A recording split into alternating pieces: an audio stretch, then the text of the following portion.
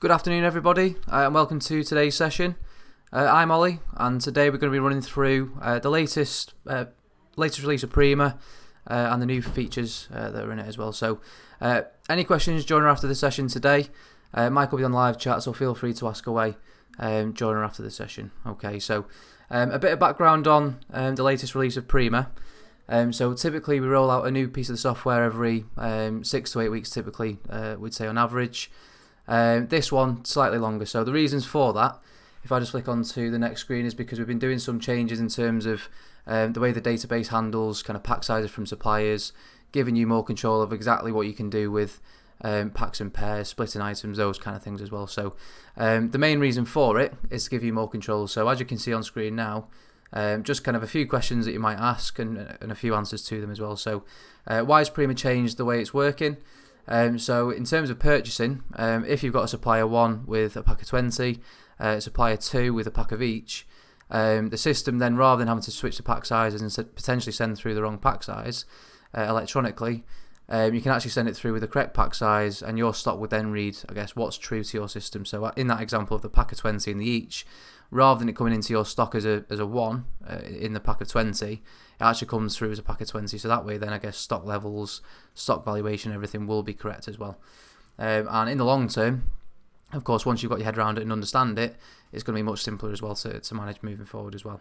Okay, so what are the benefits? So as I mentioned there, when you are purchasing, there's more clarity of exactly what you're buying. So even if the supplier does say it's an each, but in the description it says a pack of 20, you're going to have more control and you're going to understand exactly what you're buying. So if they are actually, I guess, split items, they will be treated as 2 separate products. So if it is actually an each and it is actually a pack of 20, they're going to be 2 separate product records rather than linked together.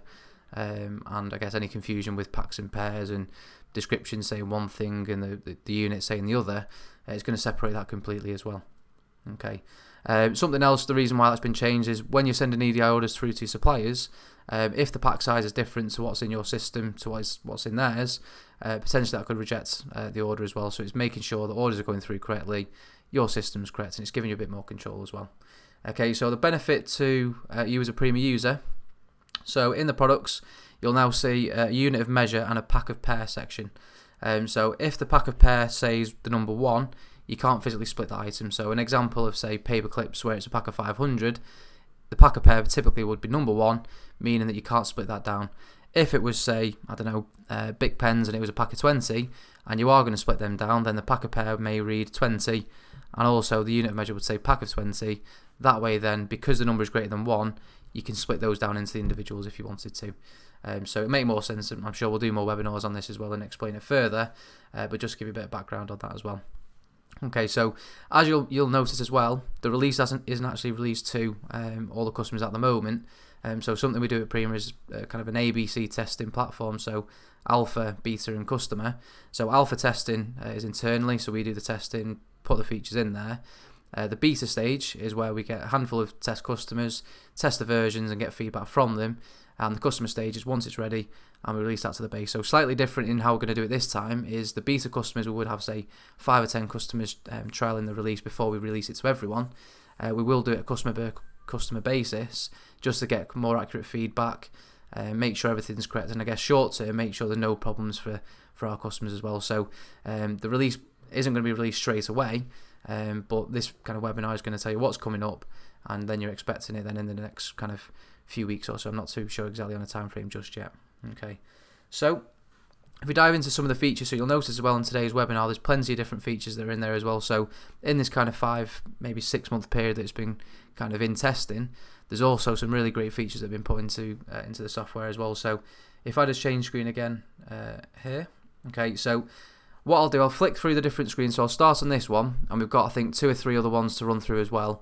So I'll start with these ones, demo them in how to use them, switch back and then show you the next one. So the first 3 to start with, as you can see on screen here, is the kind of pricing band flexibility. So historically in Prima, you've got pricing band A, which relates to product 1. That product then could only be either discount or margin to your customer. So it couldn't be a case of customer 1 was discount and customer 2 was margin. That product in that band could only be associated to one or the other. So something you can do in the next release is actually say, right, okay, well, customer 1, they're going to be on a discount structure for this. Customer 2 is going to be on a margin basis. So that sort of thing has been put into the system. Priority ordering on mailers. So in your publications area of Prima and your mailers, rather than it being the best price wins, you can actually put a priority against that now as well. So mailer 1, mailer 2, mailer 3. Actually, number 3 is more important to us, so that's going to be the kind of the priority mailer. So you can actually define that in the publication section as well. And again, as I mentioned, I'll show this on screen. And then purchasing improvements, which is a massive one in my opinion, is when you're actually purchasing items, highlighting, doing the stock check, rather than having to switch screens, it's centralising everything that you need to do. It makes more sense when I run through that one. So if I just switch onto my screen now and run through the pricing band one to begin with. So in Prima, your pricing bands typically would be set up in your administration screen. So if I just open into there and sign in, so administration and you drop down and log into there. So similar with the customer offers as well. When you go into your general section here, you've then got this pricing band section here. So as you can see, pricing bands are set up here. You can have a default of either discount or margin, which pulls through by default. And historically that really mattered. Whereas now, when you go into a company record or when you go into customer offers, you can actually define what it's going to be. So for those of you who may not have seen Prima before, the customer offer would be a collection of these pricing bands into one, like gold, silver or bronze scheme. So having like a pricing structure and being able to associate those to individual company accounts as well. So in your customer offer section here, as you can see, I've got these different ones on my test database: gold, silver, bronze, diamond, platinum, whatever it may be. But when you go into an actual customer offer here, which I'll just bring that over, you can see, right, okay, Val Band A is on a 20 discount, this one's on a margin, and at the bottom here, now when you're entering them in, you can actually define what it's going to be. So rather than it pulling through from the default, which this one historically would have been D, this one may be margin, you can actually now, when you're adding it, say actually this one on this offer is going to be margin or it's going to be discount. So from there, then you're probably going to have a variation of your gold customer offer, because you could have gold customers discount, gold customers margin, gold customers mixed, wherever it may be. It's giving you real flexibility of how you can use them. So at a customer level, if I just minimize out of here and just drop into the company section. So when you're adding the bands in individually, same kind of principle. So go into my test account here. Okay, into your products and pricing.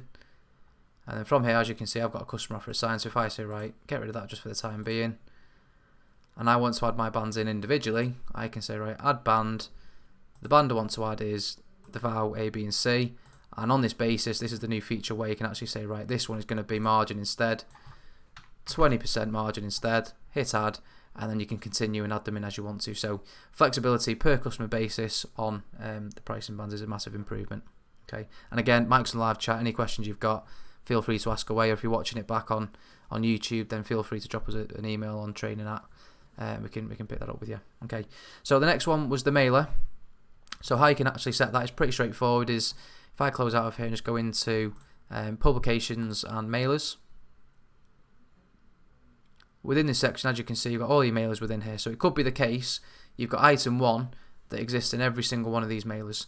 So how that would work at the moment is when you applied all the mailers to your customer, or if they've got a handful of these mailers in, the best price for that product would then pull through. If you wanted to, you can now set a priority ordering against it, which you can see this new column in here. So you can say, right, okay, Kelly's new mailer here is priority order number 1. So at the bottom you can say, right, this is priority number 5, 3, 2, whatever it may be. So as you can see, this one's number 1, and we've also got one that's number 2. If an item exists in both of those and it's applied to the customer, it's going to pull through this price for the Kelly new mailer rather than educational supplies. So it's just basically putting a priority ordering in there and giving you the kind of the knowledge of, right, okay, this customer's got these 5 mailers in, but because this priority ordering is higher on this one, that's where the price is going to arrive at. And obviously you can do test orders and stuff to see exactly how it's working, but just as a knowledge base, this is the priority ordering where you can set it now.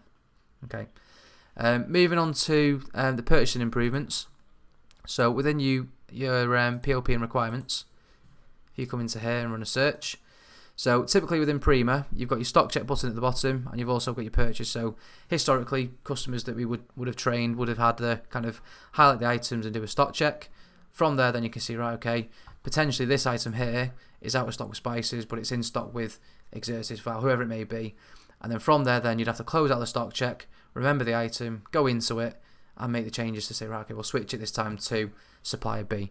So rather than having to do that, something that's been introduced is if I just highlight a few items in here, so if I just say, right, 2EU and 2EU, and hit purchase, when you come into the screen now, there's a few different kind of sections within here, so you can see stock available, you can see the cost price, and you can see some more information. Also, just to note as well, the items are automatically highlighted by default, whereas previously it would look just like that when you open it, so it's highlighting only one.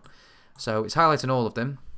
So in theory, what we could do is on your database, you'd hit stock check, and then from there, then you can see then the supplier stock levels are pulling through from there. So as it's a test database, we can't do that. But let's say in theory, I hit stock check now, and out of these 4 items, this item here at the top is out of stock. So if I hit control and use my mouse there, I can deselect that one to leave it in the grid.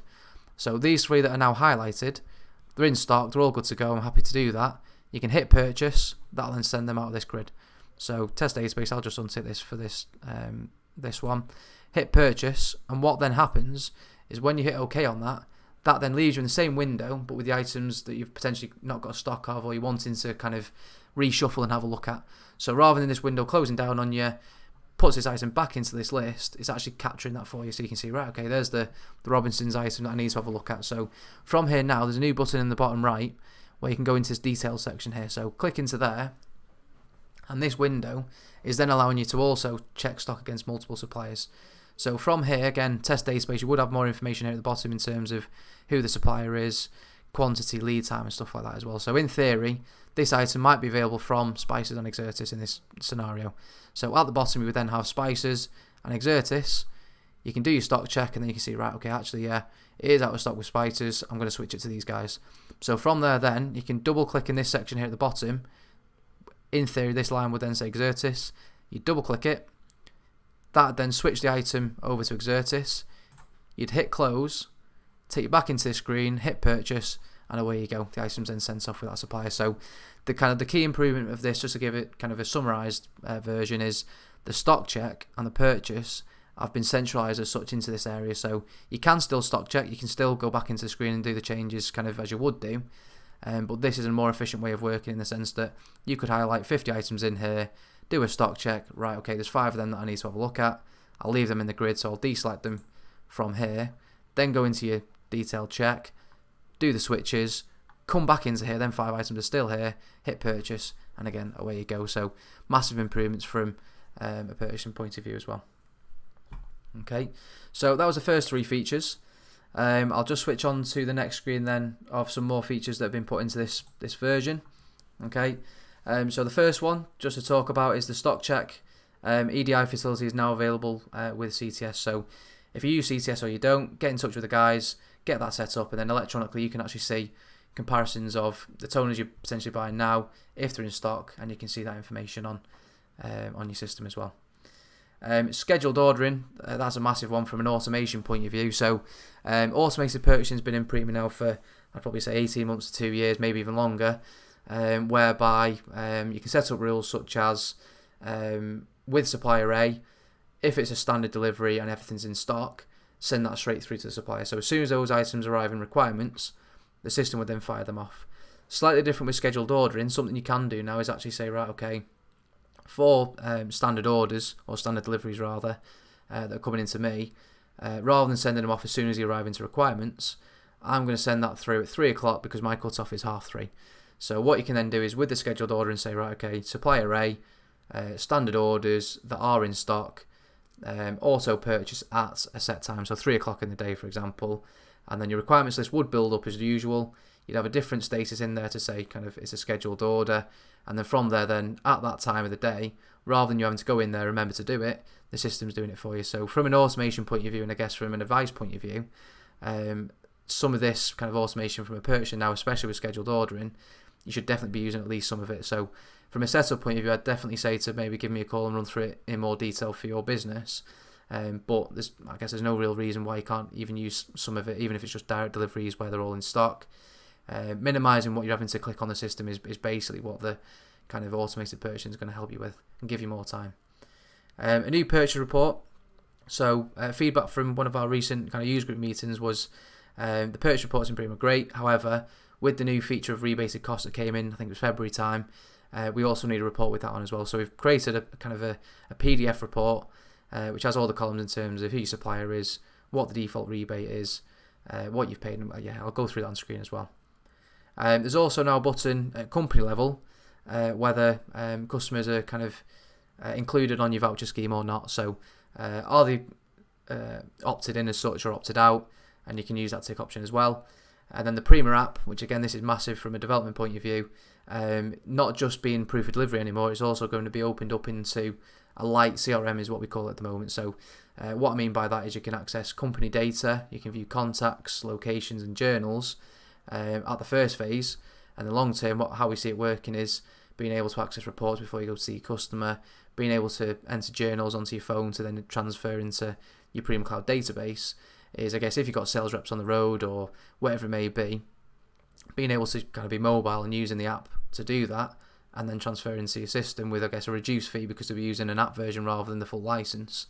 That's something, I guess, personally, and also from a company point of view, we see that as a massive potential development there. So as you can see, the CRM options in there now. Feedback that we got from the proof of delivery was they also wanted to have collection notes as well as dispatch notes, so that's now available.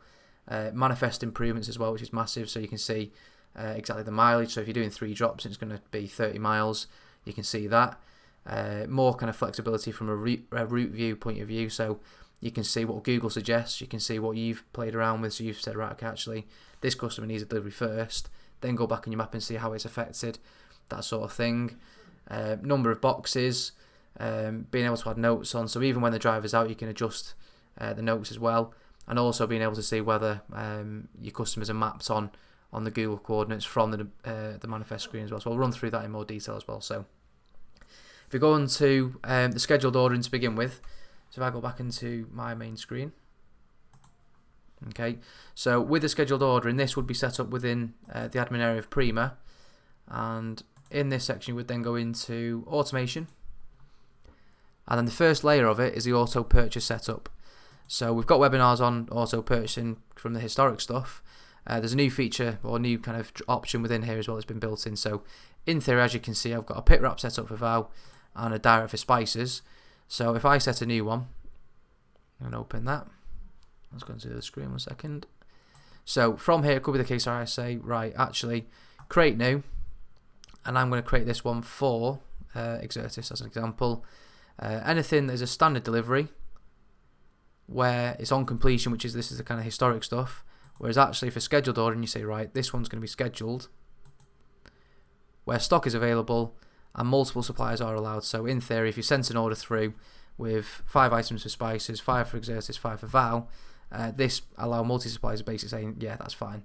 Otherwise, you can say, no, it has to be for all for Exertis rather than kind of chopping and changing. You can also select delivery codes if you wanted to. So as an example, if it was direct, the delivery codes within here then may be pre-10, pre-12, direct, standard next day, wherever it may be. You can select from those as well to be more specific in terms of what your system's going to schedule and set up for you. So the difference between this and I guess the previous webinar we've done on it is the option here now to say whether it's actually on completion and send it straight away or whether it's scheduled. So in theory, you'll do the scheduled version for this particular feature. Hit save, and as you can see, I've got 3 jobs that can be scheduled now. Okay, so once you've set up that section, you've got your scheduled kind of suppliers in place. You can then go into your auto purchase schedule, and as you can see, I've got 2 schedules set up at the moment. One for every day at 12 and one for every day at 3:30. I can set my purchase schedules within here, and then from this screen now, as you can see, I've got 3:30 every day. I've got a Vow. Multi-suppliers are allowed, pit wrap, stock required is not a necessity, and from here then straight away, this is then what it's going to be picking up straight away. So from here in theory, you could have 3:30 every day, send through spices, send through Exertis. So from this screen here, everything that you've got set up will be in this list here. So in theory, you can say, right, add spices into here, and those 2 suppliers, 3:30 every day, on those deliveries, on those different checks that you've already set up and configured, would then go through straight away. From a setup point of view, you can actually say, right, on this schedule, I'm going to set it up now as I want it, but I'm just going to disable it for now, and then I'm going to kind of run through with my team first just to make sure we're all happy and understand it. And then when you're happy, you can come back in, hit enabled, hit saved, and then it's ready to go. So from a setup point of view, I'd probably say when you're setting this up, untick enable and save it, and you can always come back in, make sure you're happy with it, maybe check it over with myself or one of the team, and then we can come in there and say, yeah, that's good to go. Hit enable, hit save, and then from there then the scheduled ordering set up on your system. So within the actual kind of back office itself, when the items are in your requirements list, this auto purchase column will then be replaced with either an N, an S, or a Y, I believe. So that's going to be confirmed, but in theory, if this says S, these items are ready to be scheduled, and then in your far column, you can bring this across as well if you wanted to, so you can drag and drop and bring it through. This scheduled for section is then going to say, right, these items here are all scheduled for 3:30 today. You can override it if you want to, but that's just letting you know exactly what's going to be going on with those items in your requirements list. Okay, so again, in terms of restrictions, you can do the kind of enable, disable, the kind of scheduled ordering stage, but you can also at company level actually decide on who's involved in auto purchasing. So typically when you set this up, we do say that it's probably best that you set it up with an individual account, watch how it goes through for them, and that way then you'll learn as well as your system's doing the job for you, and just to be more comfortable with how it's working. So within the customer tab, you've got this auto purchase tick option available there. So if that's ticked and your scheduled ordering is all set up, then in theory that customer's good to go from an automated purchasing point of view. So as I mentioned, we'll probably do another webinar just on that in a kind of specific topic, but any questions on it, feel free to ask away. Okay, the next one is a purchase report. So in your reporting area of Prima and within the reports, you can search on all in all, but if I just search on the report type, which is PDF, and run a search within here, you've got a new report within here called items purchased and in brackets summary. So if I open that one up, you can see from a particular date range, so let's say last month or this year, whatever it may be, you can then see by supplier, by item, by cost price and everything like that. You can see exactly what it is. So again, test database, you can see if they've got a rebate set up, which these guys don't. But if we flick on to potentially a supplier that does, which you can see here, on this test database we do without at 2%, you can then see, right, these items 2%, what the spend is, what the rebate amount is, and then flicking through. Again, the data might not be completely accurate on this database, but you can see it in theory, 2% is a rebate, this is what you spent, and that's what you're going to get back, that kind of thing. So this report was built on the purpose of, I guess, feedback from the user group meetings. So an actual rebate report, as well as being able to do rebates in Prima now, is a really handy thing to do. Okay. Going back into the company screen of Prima again, is the option to opt in and out of the voucher code. So again, as I mentioned, when you set up your vouchers in the system for your summer offer, your winter offer, your Christmas offer, whatever it may be, when you come into your company record, you can actually say whether they're opted in or opted out. So when you come into the company section, into your customer, you've got allow vouchers here at the bottom. So if I untick this customer, they can't use any of the vouchers on my Prima Go web store or in the back office. So that's just an option now that's been added in into the system as well. Okay, and the Prima app. So I don't have a complete demo of this on screen today. So what I'll do, I'll just switch across to one of the videos on our kind of YouTube channel. Is the actual Prima app itself. So you can watch this back if you wanted to as well. But just to give you an idea, and I'll talk over the kind of the video as well here on screen, is effectively what the Prima app is. So it's been developed into not just proof of delivery, but also like a light CRM. So as you'll see on screen now, you can see the company section, contacts, journals, options to call the contacts. Click onto the number and it'll call up on your phone, Android or Apple. Being able to browse through. So I guess from someone on the road, someone that's kind of outside of the office quite a lot, this is kind of mobile access to your company data and stuff, and this is just going to improve and be able to kind of get reports from here and add notes on. And as I mentioned as well, the option to add on not just delivery notes to the proof of delivery, but also collection notes and a bit more information in terms of how many boxes are on the delivery and that sort of thing as well. Okay, so any questions at all on the Prima app, feel free to ask. But I'll just move on to how you can kind of use the customer returns on it and the improvements to the manifest section as well. So within movements and manifests, if I just go into here, and if I run a search, then within here now, I think this is the one that I was playing with before. This is the manifest whereby when you create your dispatch notes and collection notes onto your manifest, what you'll then see is what they are. So this one's a return, so is this one.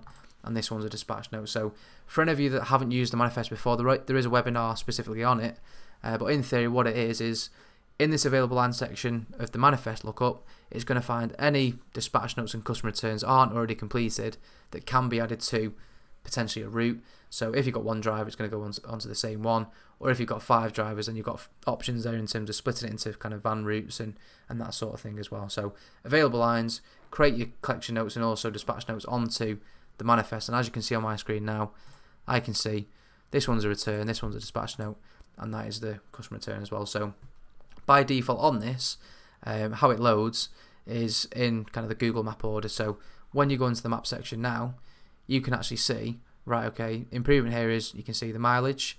You can also see, right, drop 1 is here, 2's over here, and 3's over here. When you're actually in the manifest detail, and if you've not loaded it already to the app, these 2 buttons at the bottom, you can rearrange this grid. So as an example, that one there, I can click this button which would move it to the top. You can go back onto your map and you can actually see how that affects the route. So if number 1 was moved to number 2, then you'd be going all the way over there to come back to over here to over there again. So that would then say, right, okay, your mileage has increased, give you a bit of information, and then from there potentially you might right click in the grid and say, well, actually the custom route that I've used isn't any good, let's have a look at that standard route again, and I can also use that standard route. So rather than flicking screens and stuff, you can right click and kind of have a look at what Google suggests, what you've been kind of playing around with. So maybe a customer said, right, I need a delivery before 10 o'clock, and you've rearranged your route for it. It may be the case you have a look at it and think, actually, yeah, well, number 3 is probably better after number 2 now for that reason, and blah, blah, blah. You can chop and change as you need to. You can also print it so you can see exactly like a map view, give it to your driver if you wanted to. But yeah, there are a few of the kind of improvements to the manifest section as well. And then in your manifest detail here, dispatch boxes is pulling through from the actual dispatch notes itself. So if I double click into here, there's a new section for the number of boxes. So as you can see in the top right here, number of boxes is showing there. So if I updated that to 3, put any notes into here and saved it, even though it's loaded now onto a kind of the app itself, that will actually change on there for you as well. So it's flexible in that sense from the notes and the number of boxes onto the app as well. Okay, and if I just make that bigger, there's also these 2 options in here of whether it's mapped in terms of the coordinates, so if you can actually view it or not, and also how many boxes per dispatch note as well. So if it says there's 100 boxes and you want to say, right, okay, why is there so many boxes? You can have a look in this list and say, all right, okay, there's 20 on that one, that's probably why. And then from there you can see the information. Okay, so that's improvements from the Prima app, Prima POD, manifest kind of screen as well. Okay, so if I just close out there and open up the next one. So this is the last one in terms of demoing the features, and then the one after this is just kind of an information on system keys and a few other small changes that have been put into the software as well. So this one in particular, from an efficiency point of view, is massive because as you can see on that first one there, from your sales invoice section and the available line screen, rather than having to create the invoices, go into the screen, highlight them, hit complete, highlight them, batch process, what you can actually do, if you're happy just to highlight the kind of lines and complete them straight away, what you can actually do now is from available lines, highlight them all, there's a new button for create and complete, and then straight away those will be complete and you can just print them off straight away or do a batch process to email them off. So from that point of view, it's reducing clicks in that section. So it may be the case of a merged invoice, you want to have a look at them, you wouldn't use that feature in that case, but it's in there now. It's probably going to prove pretty popular as well. There's also an option to create the invoices by manifest. So if you wanted to, this kind of feature has been implemented in the sense that if you wanted to give invoices out with your drivers rather than dispatch notes, and they can hand them the invoice, get a POD, and then come back and everything's done, you can do that. So from the kind of invoicing section of Prima, you can search on a manifest number, which may be 185, which was that one I just used then. You can print off all the notes for it, do the invoice, and then print off the invoice and send that out with your driver instead. So they're kind of 2 features on an invoicing point of view. And then the stock take improvements. So there's the option to actually add the cost price of the batch into the stock take. So rather than having to do the stock take, then go into the item and change the batch cost in there, you can do that directly from the stock take. And also the option to put a reference in there. So being able to look back at your stock take and say, all right, okay, that was done by Ollie, and the reference was ABC. Right, okay, I know what that means. That's the reason why he's done it. You can add that into stock takes as well. So switching on to the main screen again. So the invoice improvements. So if I just go into invoicing and sales invoices, and in your available line section now, where these features have been implemented, you can then see this completion date and create and complete. So in theory, I run a search now for all my invoices, and I say, right, okay, them ones there, I don't need to create them, then complete them, then do the batch process. I can just create and complete them straight away because they're good to go, don't need to check them. I can hit that button. What that would then do is generate 5 invoices, complete them straight away with the date of the 16th of August, and then from there then I can do my batch process and send them off. Or if you've got a system key set up in the admin, automatically when that hits the completed status or posted, the system will do it for you anyway. So there are keys that you can set, I guess, to introduce more automation on that level as well. And then from the manifest point of view, if you were searching by manifest, if I said, right, the one that I was looking at before, run a search there, I'll exclude the support contracts as well. As you can see, nothing's pulling through. Reason being, dispatch note's not been done. So there's a new feature here as well. So by company profile, where it's an outstanding dispatch note, run a search, and as long as the kind of company is not set up on a merged invoice basis, which that one is, then from there, then all the dispatch notes that's relating to that manifest will show in the grid, highlight them all, hit create, and then from there you've got your outstanding invoices, or again, you can create and complete them, date stamp them, and give them to your driver to give to your customers. So options there to, I guess, create your manifest invoices and send out with your driver. So the one thing to note on that is, if one of the dispatch notes in that manifest is set to a merged invoice monthly, then of course they wouldn't show because they can't be invoiced as and when. They just need to be waiting until the end of the month to get the invoice all together. So that's just something to bear in mind. Okay. And then last but not least is the stock check one from a demo point of view. So when you go into stock and start taking, into your available lines, search for your item, or items if you're wanting to do multiple items on one stock take. You can highlight the one you're wanting to do, so I'll just do this test one underneath and hit stock take. So within the actual stock take itself, if I just open that, as I mentioned, you've then got this reference field at the top of the screen, so I can put in some sort of notes in there, maybe to say damaged goods, here's a replacements, or freebies, or whatever it may be. Put your reference in there, and that's all good to go. And then if you put in new stock into here, you can then see this new unit cost for new batches. So I say, right, okay, this one, rather than it being the usual batch price of £1.18, these have cost me £1. So I can say, right, £1, add my stock into here, which is going to be, I don't know, 10, add them in, hit complete, and that stock take would then insert that stock into the system with the batch price, and also you've got your reference and your stock take grid to see exactly what it was. Okay, so last image to switch on to. So if I just go into this last screen, as you can see, there's a few kind of little tweaks into the system that definitely may benefit you. So first one, parts allocator stock is also now a system key in the system. So rather than you having to go into requirements and saying, right, okay, I've got 2 items available in stock out of this quantity of 5, I'm going to part allocate them, you can actually let the system do it. So how Prima's designed at the moment is, if the full stock is available, it'll allocate it straight away. If only part of the stock's available, it'll put it into requirements for you to make that decision. If you're happy for your stocks to be released kind of on a part by part basis, then in that instance where the quantity of 2 is available, that can then be allocated, and then only 3 is there to be bought on requirements. So that's a system key that you can kind of switch on and off. Otherwise, from requirements, you can make that decision yourself on a kind of case per case basis, which some people prefer to do.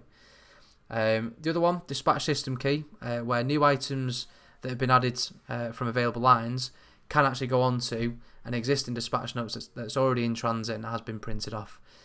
So at the moment, you can either create a new dispatch note altogether, so you've got maybe 2 dispatch notes for the same customer because a back orders came in, or something you can do is turn that system key on, so there then the item can go onto that dispatch note that's already been printed, and you can just reprint it, and then rather than going off with 2 dispatch notes with 2 items on one and 2 items on the other, you can have all 4 items on one dispatch note and do that. So that's something, I guess, from maybe like a paper saving, and maybe just for your customer's point of view wanting to keep everything on the one dispatch note, that's something that's in the system as well. There's new filters on the sales versus gaps by company and account manager report, whereby you can filter on the margin, salesperson, and also the postcode as well, which hasn't been put on there. So if you're wanting to look at all your accounts in the region of, I don't know, WA5, you can then have a look at that region and see exactly where they're spending, where they're not, and look at it in from a kind of postcode point of view, as well as by the kind of the margin and stuff as well. Okay. On an authorised sales order, you're now able to up or down the quantity on a sales line. So if you've authorised your order, customer comes back and says, actually, can I have 5 more of that item, rather than having to put on a new order with a new line on, what you can do is actually say, right, go into item, up the quantity by 5, hit save, and that then would update your requirement and everything else as well in the system. So up and down in that quantity, you're now flexible to do that as well. And last but not least, you can now have the technical description to show on your invoices. So again, a system key that you can switch on or off. So by default, Prima shows the kind of long description invoice. If you're wanting to put the kind of shorter description in, so rather than it saying pack, it says PK as an example, then you can shorten that down and use that system key as well. So maybe if you've got a customer that's got, say, like 2,000 lines on an invoice, then you may want to show them shorter descriptions, so there's less pages or whatever it may be, you can do that as well. So just to note, that is kind of system-wide as well, so it's either or text description or invoice description on that one. Okay, so as you can see, there's quite a lot of new features that have gone into that release. I'm pretty sure there's probably going to be a couple more that have been added in over the coming weeks as we do some more testing on the kind of unit measure stuff and some of these features as well. But any questions you do have, please don't hesitate to ask on a live chat, or give me a call, or drop us an email on training@, and we can pick it up and run through it with you as well. Okay, so thank you for your time. Have a great weekend, and we'll see you all next week.